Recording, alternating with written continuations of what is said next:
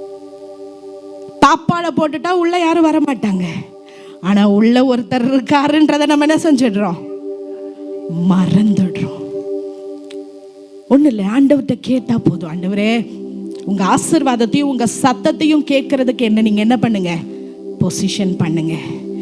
அப்போ நம்ம இந்த சகரியாவோட வாழ்க்கையில அவர் ஆண்டவருடைய வார்த்தையை கேட்கிறதற்கு அவர் என்ன பண்ணாரு? ஃபெய்த்ஃபுல்லா தன்னை பொசிஷன் பண்ணினார். ஆமென். இருக்கிற இடத்துல கரங்களை உயர்த்தி ஆண்டவர்கிட்ட கேட்போம், ஆண்டவரே உங்க சத்தத்தை கேட்கிறதுக்கு. சகரியாவோடு கூட ஆண்டவர் தேவ ஆலயத்துல பேசினார், பரிசுத்த ஸ்தலத்துல அவர் நிற்கும் போது பேசினார், ஊழியம் செய்யும் போது பேசினார். எனக்கு அன்பான தேவ பிள்ளை, சபைக்கு வருகிறது அலட்சியமா எடுத்துறாதீங்க. ஆண்டவர் பேசுகிற ஒரு இடம், ஆண்டவர் நம்மோடு கூட உறவாடுகிற ஒரு இடம். நம்முடைய வாழ்க்கையில ஆசீர்வாதத்திற்கு பாதைக்கு நேராக நம்மை வழி நடத்துகிற ஒரு இடமானது சபையாக இருக்கிறது. ஆமென். ஜெபிப்போம். ஆண்டவரே எனக்கு உதவி செய்யும் அப்பா, உங்களுடைய சத்தத்தை கேட்க எனக்கு உதவி செய்யும். என்ன ஆண்டவரே பொசிஷன் பண்ண எனக்கு உதவி செய்யும். ஆண்டவரே, பயத்தோடு உம்மை தேடுகிற ஒரு இருதயத்தை கர்த்தர் நீர் தரப்போறதுக்காக நன்றி நன்றி நன்றி நன்றி அப்பா. விசுவாசத்தோடு சொல்லுவோமா, இனிமே நான் என்ன பொசிஷன் பண்ண போறேன், இனிமே கர்த்தருடைய சத்தத்தை கேட்க போறேன். என் வாழ்க்கையில எல்லா ஆசீர்வாதம் வருகிறதற்கான வழிகளை கர்த்தர் உண்டு பண்ணும்படியாய் நான் அவரை நோக்கி நான் தேட போகிறேன். ஹல்லேலூயா. கூப்பிடு நீ பதில் கொடுப்பார், குறைகள் எல்லாம் நிறைவாக்குவா. கூப்பிடு நீ பதில் கொடுப்பார், குறைகள் எல்லாம் நிறைவாக்குவா. உண்மையாக தேடுவோரில் உள்ளத்தில் வந்திடுவா. உண்மையாக தேடுவோரில் வந்திடுவா. சொல்லுங்க, கூப்பிடு நீ, கூப்பிடு நீ பதில் கொடுப்பா, குறைகள் எல்லாம் நிறைவாக்குவா. கூப்பிடு நீ பதில் கொடுப்பா, குறைகள் எல்லாம் தேடுவோரின் உள்ளத்தில் வந்திடுவா. உண்மையாக தேடுவோரில் கொண்டாடுவோம் கொண்டாடுவோம், கவலைகள் மறந்து நாம் பாடுவோம். கொண்டாடுவோம் கொண்டாடுவோம்,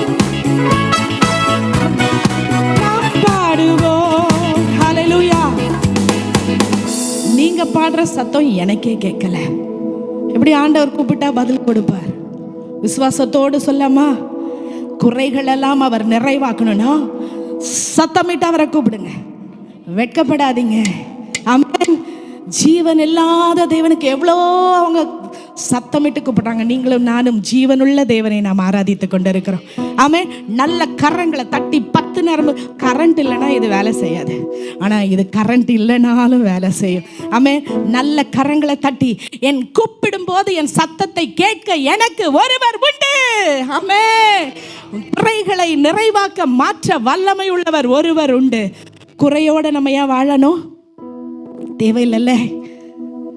அதனால நம்ம கொண்டாடலாமா? நல்ல கரங்களை தட்டி உற்சாகத்தோடு பாடுவோமா? கூப்பிடு நீ பதில் கொடுப்பா, குறைகள் எல்லாம் நிறைவாக்குவா. கூப்பிடு நீ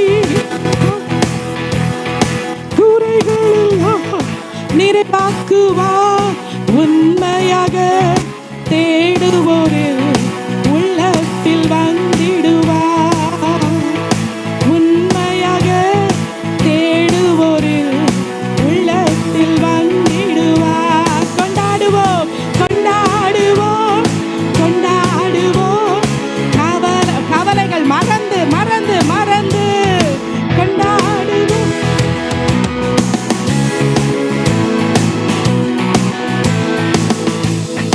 இயேசு ராஜா வந்திருக்கிறார், எல்லோரும் கொண்டாடுவோம். கைத்தட்டி நாம் பாடுவோம். இயேசு ராஜா வந்திருக்கிறார், எல்லோரும் கொண்டாடுவோம். கைத்தட்டி இருக்கிற ஆசீர்வாதத்தையும் ஆண்டவருடைய சத்தத்தை கேட்கறதற்கு, கேட்காம இருக்கிறதுக்கு, ஆசீர்வாதத்தை பெற்றுக்கொள்ளுகிறதற்கு பெற்றுக்கொள்ளாம இருக்கிறது யார் கையில் இருக்கு? நம்ம கதெல்லாம் இங்க வேண்டாம். யார் கையில் இருக்கு? நல்லா சொல்லுங்க. நம்ம கும்பலோட இப்படிதான், அப்படி சொல்லி தான் இப்படி இருக்கும். நம்ம கர்த்தர் வைத்திருக்கிற ஆசீர்வாதத்தை பெற்றுக்கொள்றதும் அவர் சத்தத்தை தெளிவா கேட்கிறதும் யார் கையில் இருக்கு? ஆமென், ஆமென், பிரைஸ் தி லார்ட். அடுத்த காரியம் சகரியா கிட்ட இருந்து நம்ம என்ன கத்துக்கொள்ள போறோம் அப்படின்னா, தேவதூதன் பேசினார். அவர் சொல்றாரு, என்ன சொல்றாரு? உனக்கு ஒரு குழந்தைய நான் கொடுக்க போறேன். அது சாதாரண குழந்தை இல்லை. இவர் கேட்டு கேட்டு அழுத்து போயிட்டாங்க. ஓகே, சாதா குழந்தை இல்லை. எப்படிப்பட்ட குழந்தையா? அது எப்படிப்பட்ட குழந்தைன்னு பாருங்களேன். 14ஆம் வசனம். உனக்கு, எல்லாரும் சேர்ந்து வாசிப்போமா? 14.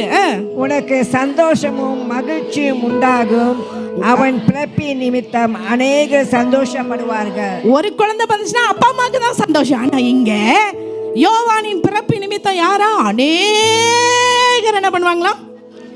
சந்தோஷப்படுவாங்க. அடுத்த வசனம். அவன் ஆண்டவருக்கு முன்பாக எப்படிப்பட்டவனா இருப்பான்? பெரியவனாய் இருப்பான். பிறக்கவே இல்லை, ஆனா வந்த தீர்க்கதரிசனம் ஆண்டவருக்கு முன்பாக பெரியவனா இருப்பான். திராட்சை ரசமும் மதுவும் குடியான். ஓகே. தன் தாயின் வயிற்றில் இருக்கும் போதே பரிசுத்த ஆவியினால் நிரப்பப்பட்டிருப்பான். வயிற்றுல இருக்கும் போதே பரிசுத்த ஆவியினால் என்ன பண்ணிருப்பானா? எவ்வளோ ஒரு ப்ரிவிலேஜ்டு சைல்டு பார்த்தீங்களா? ஆமென். ஸ்பெஷலா இவங்க குழந்தை கொடுங்க ஆண்டவர் என்ன கேட்டாங்க, அதுவும் கேட்டு கேட்டு நொந்து போயிட்டாங்க. ஆனா ஆண்டவர் எப்படியாப்பட்ட ஒரு ஆசீர்வாதத்தை தரார். கத்தரிக்காய் உண்மையா இருக்கிற பிள்ளைகளுக்கு ஆண்டவர் கேட்கிறத விட பல மடங்கு ஆண்டவர் ஆசீர்வாதத்தை தருகிற தேவனாக இருக்கிறார். விசுவாசிக்கிறவங்க எல்லாம் கையை உயர்த்தி நேரா ஒரு அல்லேலூயா சொல்லுவோமா? அல்லேலூயா. அந்த மகன் எப்படி இருப்பானா பாருங்க. அநேகரை அவர்கள் தேவனாகிய கர்த்தரிடத்திற்கு அவன் என்ன செய்வான்? திருப்புவான். 16ஆம் வசனம். அவன் இஸ்ரவேல் சந்ததியாரில் அநேகரை அவர்கள் தேவனாகிய கர்த்தரிடத்துக்கு திருப்புவான். அநேகருடைய உள்ளத்தை அவன் என்ன பண்ணுவான்? கர்த்தரிடத்திற்கு திருப்புகிறவனாக அவன் இருப்பான். பாருங்க, அடுத்த வசனமும் ரொம்ப வாசிக்க வேணாம், டைம் இல்லை. அநேகருக்கு கீழ்ப்படியாதவர்கள் நீதிமான்கள் ஞானத்துக்கும் திருப்பி அவன் எப்படி இருப்பானா? எலியாவின் ஆவியும் பலமும் உடையவனாய் அவர்களுக்கு முன்னே நடப்பான். எவ்வளோ ஒரு அருமையான ஒரு ஸ்பெஷலான ஒரு பிரிவிலேஜை கர்த்தருக்கு ஊழியம் செய்கிற இந்த சகரியாக்கும் எலிசபெத்துக்கும் கர்த்தர் கொடுத்தாராமே. ஆண்டவருடைய ஸ்பெஷல் ஆசீர்வாதம் உங்களுக்கு வேணுமா? கர்த்தருக்கு ஊழியம் செய்யுங்க. ஊழியம் செய்யுங்க. ஊழியம் செய்யணும்னா என்ன? ஸ்டேஜில் பிரசங்கம் பண்ண அது மட்டும் தான் ஊழியம் இல்லை. ஆண்டவருடைய ஆலயத்தில் ஒரு டாய்லெட் கழுவினாலும் ஊழியம் தான். ஒரு சின்ன விஷயம் செஞ்சாலும் ஊழியம். ஒரு சேர் சொடுத்தாலும் ஊழியம். ஆண்டவர் பிள்ளைங்களுக்கு ஒரு வேளை சாப்பாடு கொடுத்தாலும் ஊழியம் தான். சின்ன காரியனாலும் ஊழியம். ஒருத்தவங்க ஒரு கிராப்ல போறீங்க, ஒருத்தவங்களை மார்க்கெட்ல பாக்குறீங்க, ஒரு ஸ்மைல் பண்ணி ஜீசஸ் லவ்ஸ் யூன்னு சொல்லுங்க. ஒருத்தவங்க சோகமா இருக்காங்களா? ஏன் ரொம்ப சோகமா இருக்கீங்க? Can I pray for you? உங்களுக்கு ஏதாவது ஹெல்ப் வேணுமா? பசியோட இதை போல ஆண்டவருக்கு ஊழியம். கர்த்தர் நாம் செய்கிற சின்ன சின்ன காரியங்களை கர்த்தர் கனப்படுத்துகிற தேவனாக இருக்கிறார். ஹல்லேலூயா, ஹல்லேலூயா. இவ்வளோ விஷயத்த சொல்றாங்க. நீங்களா இருந்தா என்ன பண்ணிருப்பீங்க? நீங்களும் நானா இருந்தா என்ன பண்ணிருப்பீங்க? என்ன எல்லாம் என்ன இப்படி பாக்குறீங்க? இவ்வளோ உங்களுக்கு ஒரு தேவதூதன் பேசுறாரு, எப்படி இருப்பீங்க? சந்தோஷத்தோட உச்ச கட்டறியாம், எனக்கு இப்படி ஒரு பிள்ளை பிறக்க போதா, இப்படி ஒண்ணு நடக்க போதா அப்படின்னு சந்தோஷப்படுவோம்ல. ஆனா இங்க சகரியா என்ன சொல்றாரு பாருங்க, 18ஆம் வசனம். அப்பொழுது சகரியா தேவதூதனை நோக்கி இதை நான் எதினால் அறிவேன். எல்லாரும் சேர்ந்து சொல்லுவோமா? அவர் என்ன கேட்கிறாரு? இதை நான் எதினால் அறிவேன். இதை எப்படிப்பா நான் நம்புறது? உங்களோட சிலரோட மைண்ட் வாய்ஸ் எனக்கு கேட்குது. சில வேளையில ஆமென் அப்படின்னு சொல்லுவோம். ஆனா உங்களுக்கு இது எப்படி நடக்க போகுது? இது எப்படி நடக்க போகுது? இவர் ஆசாரியன். இவரை பத்தி என்ன சொல்லுது? தேவனுக்கு எல்லாத்தையும் கீழ்ப்படிந்தார்னு சொல்லுது. ஆனா இவரு பாருங்க, இதை நான் எதனால் அறிவேன். உடனே என்ன நடக்குதுன்னு பாருங்க.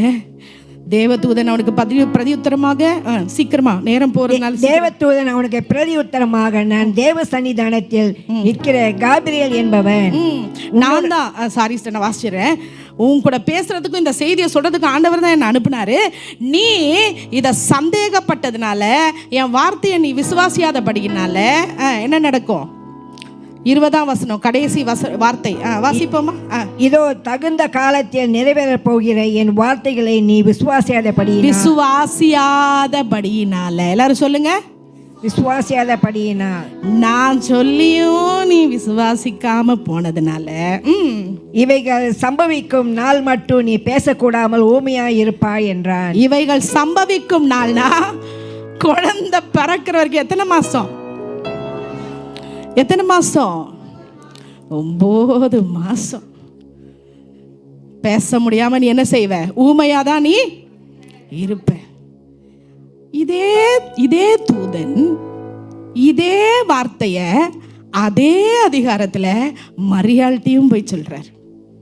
அதே அதிகாரத்துல பாருங்க, 30ஆம் வசனத்துல மரியாள்கிட்ட போய் அவர் சொல்றார். 30ஆம் வசனம் எல்லாம் சேர்ந்து வாசிப்போமா? தேவதூதன் அவளை நோக்கி, மரியாளே பயப்படாதே, நீ தேவனிடத்தில் கிருபை பெற்றாய். அதெல்லாம் சொல்றாரு. நீ கற்பதியாகி குமாரனை பெறுவ, அவர் பிதாவின் சிங்காசனத்தை கொடுப்பாரு, யாக்கோபின் குடும்பத்தார அரசாள்வாரு, இதெல்லாம் அவருடைய ராஜ்யத்துக்கு முடி வருது எல்லாம் சொன்னோன்னே மரியாள் 34ஆம் வசனம் பாருங்க.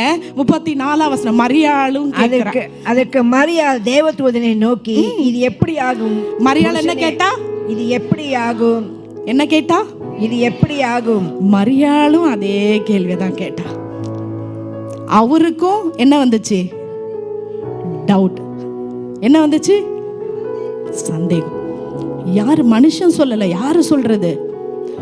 தேவனிடத்துல வந்த தூதன் சொல்லியும் இது எப்படி ஆகும்? மரியாளும் என்ன சொல்ற? இது எப்படி ஆகும்? ஆனா மரியாளுக்கு ஏதாவது பனிஷ்மெண்ட் கிடைச்சிச்சா? இல்ல. சகரியாக்கு பனிஷ்மெண்ட் கிடைச்சிச்சா? இது என்ன அநியாயம்? Very good. கங்கா சிஸ்டருக்கு நல்ல ஒரு கரம் தட்டுவோமா? நல்ல ஏன் அவருக்கு பனிஷ்மெண்ட் இவங்களுக்கு பனிஷ்மெண்ட் இல்லை? ஆசாரியன் ஓகே, ஆசாரியன் பிரீஸ்ட். ஆனா அவர் எல்லாமே தெரிஞ்சவர், ஜனங்களுக்கு சொல்றவர். இதுல இருந்து அறிஞ்சு செய்கிறவனுக்கு என்னது? டபுள்னா இல்ல, கரெக்டா வசனத்தை சொல்லணும். அறிந்து செய்கிறவர்களுக்கு யாரு கரெக்டா சொல்றாரு பாப்போம். அறிந்து செய்கிறவர்களுக்கு அநேக தண்டனை. அநேக தண்டனை இல்ல, வேத வசனம் அநேக அடிகள். சொல்லுமா, அறிந்து செய்கிறவர்களுக்கு.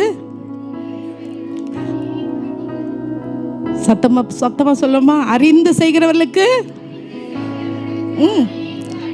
நான் சொல்லல, என் மேல கோச்சிக்காதீங்க, வேதம் சொல்லுது.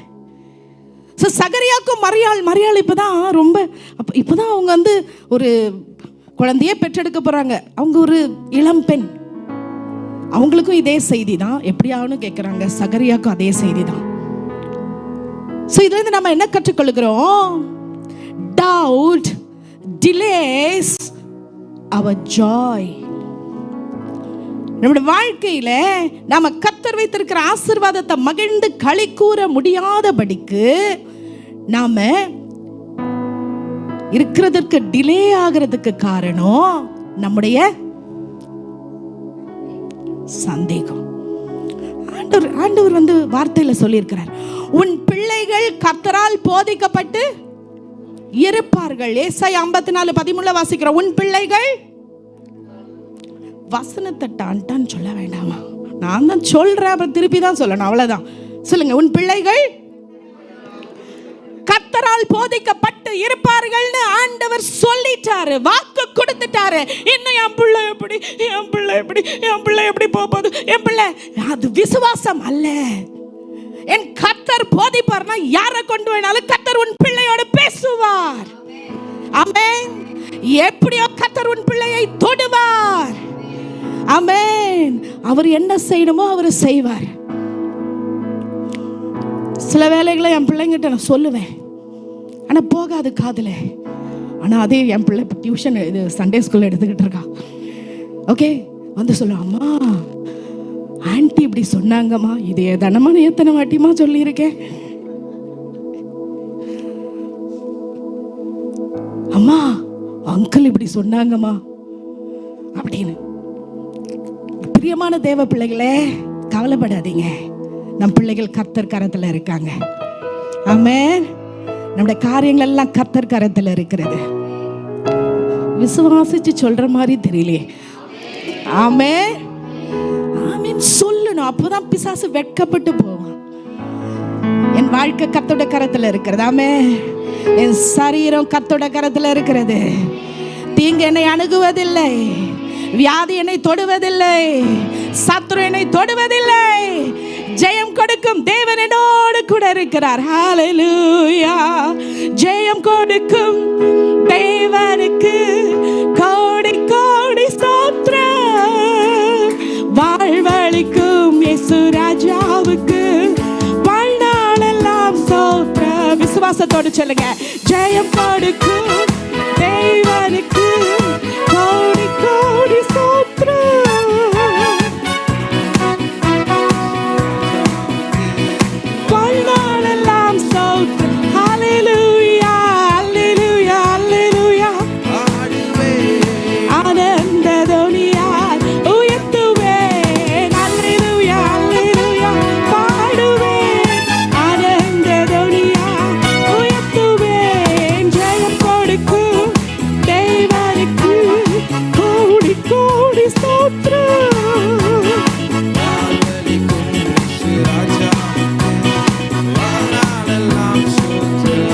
நீதியின் கரத்தினால் உன்னை தாங்கி நடத்துவார். விசுவாசத்தோடு சொல்றீங்களா? நீதியின் கரத்தினால் தாங்கி. கர்த்தரே என் பலன், கர்த்தரே என் பலன், எனக்குமே அஞ்சிடேன். கர்த்தரே என் பலன், எனக்குமே சொல்லுங்க, கர்த்தரே, கர்த்தரே என் பலன், எனக்குமே அஞ்சிடேன். ஜெயம் கொடுக்கும் தேவனுக்கு கோடி கோடி ஸ்தோத்திரம். வாழ்வளிக்கும் இயேசு ராஜாவுக்கு வாழ்நாளெல்லாம் ஸ்தோத்திரம். ஜெயம் கொடுக்கும் கோடி கோடி ஸ்தோத்திரம். வாழ்வளிக்கும் இயேசு ராஜாவுக்கு வாழ்நாளெல்லாம் ஸ்தோத்திரம். ஆமென். பயப்படாதீங்க, ஜெயம் கொடுக்கும் தேவன் உங்களோடு என்னோடு கூட வர இருக்கிறார். ஆமென். ஆசீர்வாதம் டிலே ஆறுது. எதனால? சந்தேகத்தினால. கர்த்தர் நமக்கு கொடுக்கிற வாக்குத்தத்தத்தை, வார்த்தைகளை உறுதியா பிடிக்கணும். பிடிங்க பாப்பா, உறுதியா உறுதியா நான் பிடிப்பேன். உறுதியாக நான் பிடிப்பேன். ஆமென், ஆமென். ஓகே, டவுட் வந்தாலும் பனிஷ்மெண்ட் வந்தாலும் உங்களை நான் என்கரேஜ் பண்ண விரும்புகிறேன். கர்த்தர் கொடுத்த வாக்கு தத்தத்தை அவர் நிறைவேற்றி முடிக்க வல்லமை உள்ளவராக இருக்கிறார். ஹalleluya, ஹalleluya. கர்த்தர் கொடுத்த வாக்கு தத்தம் உன் வாழ்க்கையில் நிறைவேறும். ஆனால் நம்ம டவுட் இருக்க டிலே ஆகிட்டே இருக்கும். பக்கத்தில் பார்த்து சொல்லுங்க, டிலே பண்ணாதீங்க. டிலே பண்ணுறதுக்கு இடம் கொடுக்காதீங்க. டிலே பண்ணாதீங்கல்ல, டிலே ஆகிறதுக்கு இடம் கொடுக்காதீங்க. விசுவாசிங்க. சொல்லுங்க சொல்லுங்க, பக்கத்தில் பார்த்து, டிலே பண்ணுறதுக்கு இடம் கொடுக்காதீங்க. விசுவாசிங்க. விசுவாசிக்கிறவனுக்கு எல்லாம் கூடும். சொல்லுமா, விசுவாசிக்கிறவனுக்கு எல்லாம் கூடும். ஹalleluya, ஹalleluya. ஓகே, பஸ்ஸில் ஏறி உட்காரும் போது, ஃப்ளைட்டில் ஏறி உட்காரும் போது யாரெல்லாம் போய் பைலட் யாருன்னு போய் பார்ப்பீங்க? சொல்லுங்க. பஸ்ஸில் ஏறுறதுக்கு முன்னாடி டிரைவர் யாரு பார்த்து, பா பத்திரமா கொண்டு போய் சேர்த்துருவியாப்பா. ஜோஸ் கூட போகும்போது கொஞ்சம் பயந்துக்கிட்டே தான் வரணும், பறக்கும். அப்பப்போ நான் ஸ்பீடு என்னன்னு எட்டி எட்டி பார்த்துட்டு இருப்பேன். நீங்கள் கூலாக உட்காருங்க மம்மி, பயப்படாதீங்க அப்படின்னு சொல்லுவாப்புல. ஸோ நம்ம என்ன போய் பைலட்டை பார்த்துட்டா வரோம்? சொல்லுங்களேன். பஸ் டிரைவரை போய் பார்த்துட்டா வரோம்? ஏறி உட்கார்றோம்ல. ஸோ நம்ம ஆண்டவருடைய பிள்ளைங்க. அப்பா அவரு அப்பா இல்லாமல் யாரோ ஒரு மனுஷனே ஏறி உட்காந்தா கொண்டு போய் விடுறாங்க. நம்முடைய அப்பா நம்முடைய வாழ்க்கை பயணத்தில் அவருக்கு நம்ம கூட இருக்கும் போது எங்கே கொண்டு போகணுமோ, எப்படி கொண்டு போகணுமோ அவர் கொண்டு போய் நடத்துவார். ஆமென். நம்முடைய சந்தேகம் என்ன ஆகுனா, நம்ம ஆசீர்வாதத்தை நம்மளே என்ன செய்கிறோம், டிலே பண்ணுறதுக்கு வழி கொடுக்குறோம். ஸோ கர்த்தர் நம்ம ஒவ்வொருவருக்கும் கர்த்தர் கிருபை தருவாராக. ஹல்லேலூயா.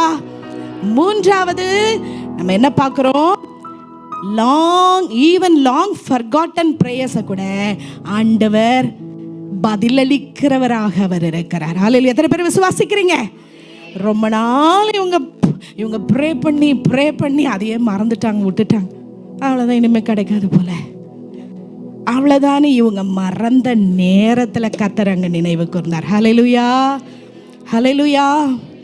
ஒரு வயதானவர் தன்னுடைய தம்பிக்காக ஒரு நாள் 2 நாள் இல்லை 37 வருஷம் ஜெபம் பண்ணாராம். 37 வருஷம். இவருக்கும் வயசாகி கடைசியில் சாகிற ஒரு தருவாயில் ரொம்ப உடம்பு முடியாமல் போய் ஹாஸ்பிட்டலில் அட்மிட் ஆகி அந்த படுக்கையில் இருக்கும் பொழுது இந்த தம்பி வந்து அவரை பார்க்க அவர் கண்ணில் அப்படியே தண்ணி, அந்த ஹாஸ்பிட்டல் ரூமில் வைத்து ஆவியானவர் அந்த கன்விக்ஷன் அவருக்கு வந்த உடனே தேம்பி அழ ஆரம்பிச்சார். அண்ணன், எத்தனையோ முறை அண்ணன் நீ எனக்காக ஜெபம் பண்றத நிறுத்து, என்னை மாற்றவே முடியாது, நான் மாறவே மாட்டேன் அப்படின்னு சொல்லி இவரை கிண்டல் பண்ணது, கேலி பண்ணது எல்லாம் பண்ண அந்த மனுஷன் அவருடைய மரண படுக்கையில் இருக்கும் பொழுது தம்பி தானா கதறி அழுது அந்த கடைசி தருணத்தில் அவர் ரட்சிப்பை பெற்றுக்கொண்டதை பார்த்து சந்தோஷத்தோடு கூட அண்ணன் மறைத்தாராம். எனக்கு பிரியமான தேவ பிள்ளைகளே, உங்களோட வாழ்க்கையில் நான் எவ்வளோ நாள் ஜெபம் பண்ணுறேனே, எவ்வளோ நாள் சகரியாவே என்ன செஞ்சிட்டாரு, மறந்துட்டாரு. ஆனால் அவள் மறந்து நிறுத்தின வேளையில கர்த்தர் அந்த மகனுடைய ஜெபத்தை கேட்டு ஆண்டவருக்கு ஏற்ற வேளையில கர்த்தர் பிள்ளையை கொடுத்தார். ஹல்லேலூயா. விதைய விதைச்சிட்டீங்க. ஒருவேளை நீங்க நினைச்சிருக்கலாம் அது செத்து போச்சு. நீங்க நினைக்காத வேளையில திடீர்னு அதுல ஒரு துளிர் எழும்பி, நினைக்காத வேளையில நீங்க கர்த்தருக்குள்ளா இருக்கும் போது, நீங்க கர்த்தருக்கு பிரியமாய் வாழ உங்களை அர்ப்பணிக்கும் போது, ஆண்டவர் சமூகத்துல கண்ணீரோடு இருக்கும்போது கர்த்தர் எப்படிங்க விடுவாரு? பிள்ளைங்களை எப்படி விடுவாரு? உங்களை எப்படி விடுவாரு? தள்ளாட விடவே மாட்டார். நம்மை தேடி வந்த தெய்வம் அவர். ஹல்லேலூயா. நம்மை தேடி வந்த தெய்வம், நம்மை மாற்ற வல்ல தெய்வம்.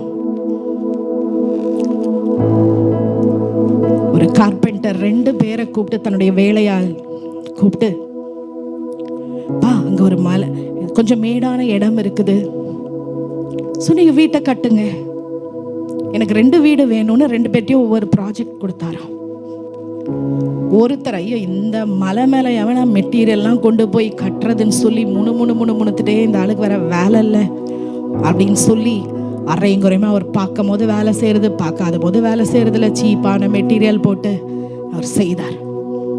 ஆனால் இன்னொருவன் சந்தோஷத்தோடு கூட சிறப்பாக நான் செய்யணும்னு துதிச்சுக்கிட்டே ஆண்டவருக்கு நன்றி சொல்லி அழகான ஒரு வீட்டை அவர் கட்டி ஆயத்தப்படுத்தும் போது அந்த ஓனர் சொன்னாரா, எனக்காக நீங்கள் 2 பேர் இவ்வளோ நாள் உழைச்சிருக்கிறீங்க, இந்த வீட்டை நீங்களே என்ன செய்துங்க, எடுத்துக்கோங்க, அவங்கவுங்க கட்டினது அவங்கவுங்க எடுத்துக்கொள்ளுங்க. நம்ம கிறிஸ்தவ வாழ்க்கைய பார்த்து வாழ்ந்தோன்னா என்னை கர்த்தர் பார்க்கிறார், நான் ஆண்டவருக்காக செய்கிறேன்.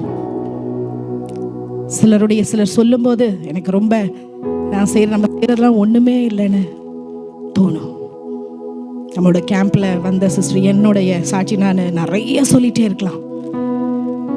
ஏன்னா அவங்களுடைய 3 பிள்ளைகள 2 பிள்ளைங்க நார்மல் பிள்ளைங்க கிடையாது, நார்மல் சைல்டு கிடையாது. ஒரு பிள்ளை மட்டும்தான், நடுவில் இருக்கிற பிள்ளை மட்டும்தான் நார்மல் சைல்டு. ஆனால் அவங்க 2 பேரும் அவ்வளோ கஷ்டம், வேலையும் விட்டுட்டு அந்த பிள்ளைங்களையும் கூட்டிக்கிட்டு இந்த பிள்ளைங்களுக்கு தேவையானது எல்லாம் செய்து, லிட்ரலி நான் அவங்கள பார்த்துருக்கேன். அவர்களுக்கு நினைச்சா எல்லாமே வேலை கால் வச்சுக்கலாம். ஆனால் சிஸ்டர் அவங்க சொந்த கையில் தான் சமைச்சு எல்லா வேலையும் செய்து தன்னுடைய மாமனாருக்கு சாப்பாடு கரெக்டாக டைமுக்கு கொடுப்பாங்க. நான் ரொம்ப ஆச்சரியப்பட்டு போனேன். அவங்க கூட பழக ஆரம்பிக்கும் போது சாதாரண ட்ரெஸ் தான் போடுவாங்க, ரொம்ப சிம்பிளா தான். அப்படி இப்படிலாம் போயெல்லாம் ரெஸ்டாரண்ட்லாம் போக மாட்டாங்க. ரொம்ப சிம்பிளான லைஃப். நிறைய சம்பளம் வாங்கி ஒரு பெரிய பதவியில் இருந்தவர் பாஸ்டர்.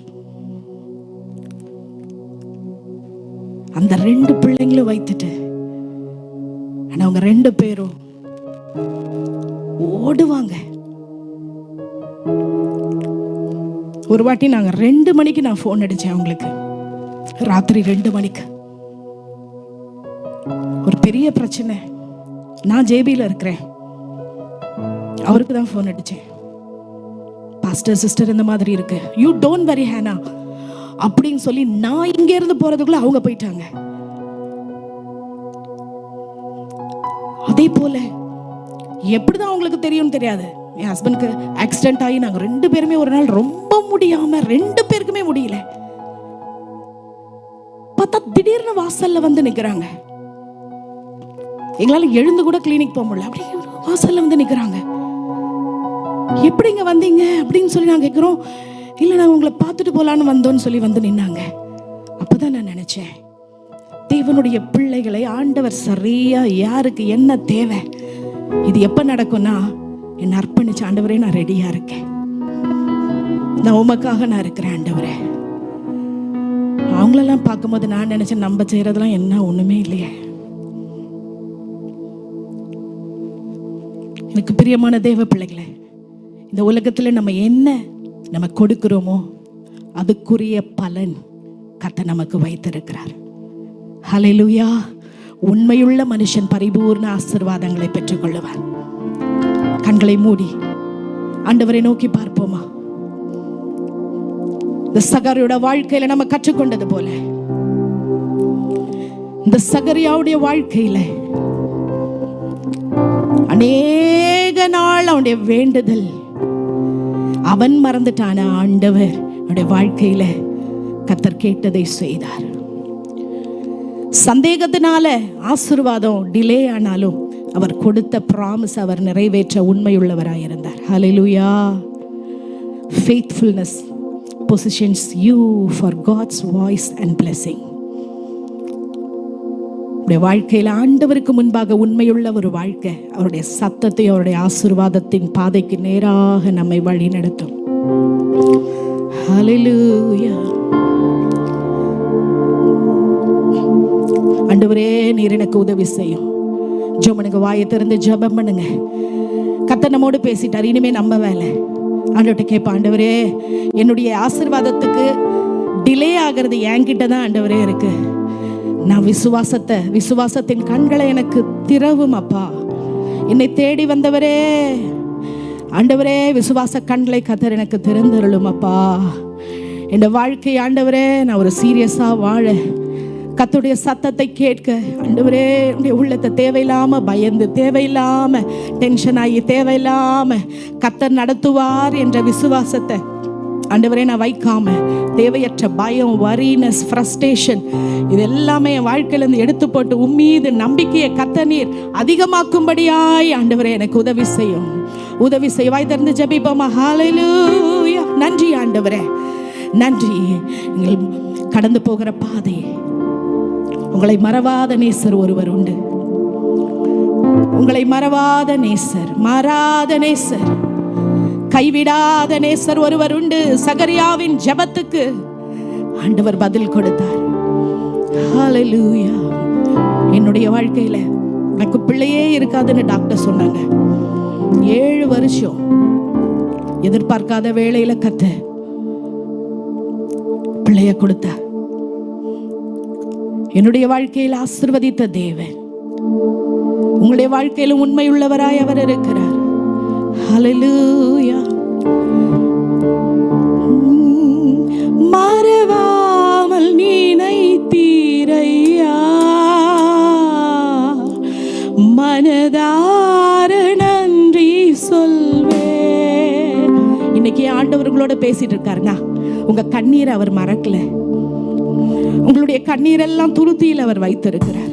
நீங்க போராடி கொண்டிருக்கீங்கல்ல, என்னை பயன்படுத்தும் ஆண்டவரே, என் வாழ்க்கையை மாற்றுங்க ஆண்டவரே, என் பிள்ளைங்களை ஆசீர்வதிங்க ஆண்டவரே, என் ஜெபத்துக்கு பதில் தரீங்களா ஆண்டவரே நீங்க கேட்டுட்டு இருக்கீங்களே.